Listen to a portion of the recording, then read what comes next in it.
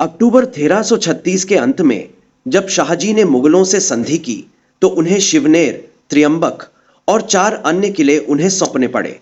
हालांकि बलाघाट या पठारी क्षेत्र में उन्हें केवल अपनी पैतृक जागीर पुणे और सुपा रखने की अनुमति मिली, जो पहले निजाम शाही के अधीन थी, लेकिन अब आदिल शाही के नियंत्रण में आ गई थी।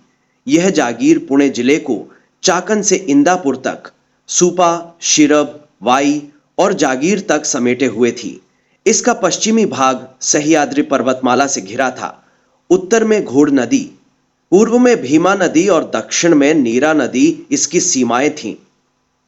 जब शाहजी 1336 में बीजापुर चले गए तो उन्होंने इस जागीर का प्रबंधन एक ब्राह्मण दादाजी कोंडदेव को सौंप दिया, जो पहले मालनाथ मालथन के कुलकर्णी के रूप में प्रशासनिक अनुभव प्राप्त कर चुके थे।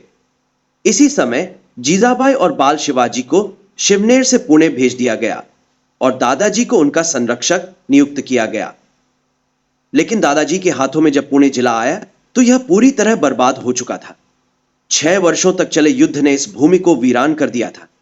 मुगलों के हमलों और सैनिकों की लूटपाट के बाद डाकू और लुटेरों ने भी इस तबाही को और बढ़ा दिया। चूंकि यह क्षेत्र हाल ही में निजाम शाही से बीजापुर के अधीन आया था, इसीलिए नई सरकार की पकड़ अभी तक यहां मजबूत नहीं हुई थी।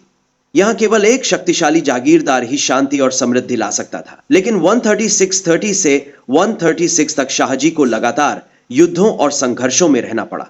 इसलिए पुणे और ठाणे जिले, जो बीजापुर सल्तनत के उत्तर पश्चिमी कोने पर स्थित थे, पूरी तरह से अराजकता में डूबे थे। 1630 में शाहजी ने पुणे के आसपास के निजामशाही क्षेत्र पर कब्जा कर लिया था, लेकिन इसके तुरंत बाद बीजापुर की सेना ने पुणे, इंदापुर और आसपास के गांवों को लूटा और जला दिया, जिससे वे पूरी तरह बर्बाद हो गए। फिर शाहजी ने इन्हें पुनः अपने अधिकार में लिया। इसके बाद 1631 में भयानक अकाल पड़ा, जो दक्कन के इतिहास का सबसे विनाशकारी अकाल था। 1634 से 1636 तक जुन्नर और उत्तर पुणे क्षेत्र लगातार मुगल आक्रमणों का शिकार रहा। जुलाई से अक्टूबर 1636 के बीच खान-ए-जमान ने शाहजी के खिलाफ अभियान चलाया और पुणे तक पहुंच गया, लेकिन यहां लूटने या जलाने के लिए कुछ भी नहीं बचा था। इस अराजकता के दौरान अहमदनगर सल्तनत के पतन के समय एक राजस्व अधिकारी देशपांडे मोरोटंडे, जो भीमा नदी के इलाके से भली भांति परिचित था, विद्रोह कर पुणे क्षेत्र पर कब्जा कर बैठा। इन उपद्रवों के कारण अहमदनगर से लेकर वाई और शिरवल की सीमा तक पूरा राज्य उजड़ गया। मनुष्यों द्वारा एक दूसरे को लूटने और मारने की इस प्रवृत्ति के कारण जंगलों में जंगली जानवरों की संख्या बढ़ गई। विशेष रूप से सह्याद्री पर्वतमाला के पश्चिमी इलाके में भेड़ियों की संख्या इतनी अधिक हो गई कि वे मनुष्यों को मारने लगे और खेती में बाधा डालने लगे।